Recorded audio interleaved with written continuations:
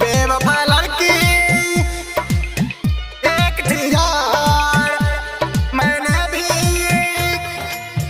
किया था प्यार। जिसे मैंने चाहा उसी से प्यार किया, पर उसी ने धोखा दिया। कैसे बताऊं वो बेवफा थी जो मुझको ही धोखा दिया।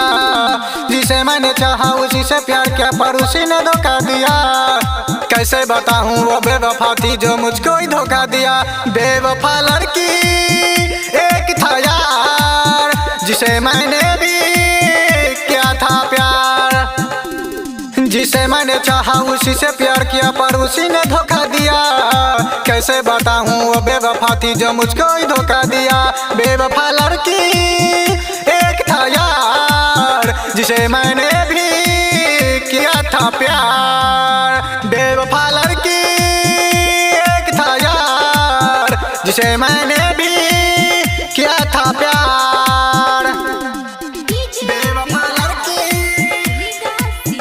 एक थी यार, जिसे मैंने भी हमसे प्यार कैलस उ रहलस सटके, उ चल गइले छोड़ के हो।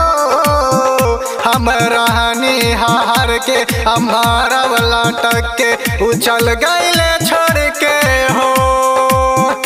उहे रहे हमर जान, उहे रहे अरमान। हमारी लतों पे रानी हमर तू दूसरा पे मारे लो। बतावा ए रानी कहे ऐसे कहलू दीवाना जी संगे तो। बेवफा लड़की एक थी यार, जिसे मैंने भी किया था प्यार। बेवफा लड़की एक था यार, जिसे मैंने भी किया था प्यार। बेवफा लड़की एक थी यार, कैले रहलू वादा जिए के रानी, तू काहे बदल गइलो। गोरी हमरा के छोरी तुम हवा के मोरी, शादी होते तू चल गइलो। दीवाना दीपक कहेला बेवफा, मानी ले हम तोहरा हो जाने से ज्यादा तू काहे बदल गइलो।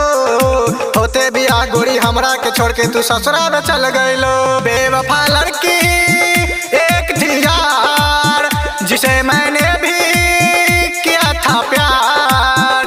बेवफा लड़की एक था यार, जिसे मैंने भी किया था प्यार। सहर्ष रिकॉर्डिंग स्टूडियो, भूतही चौक, सीतामढ़ी।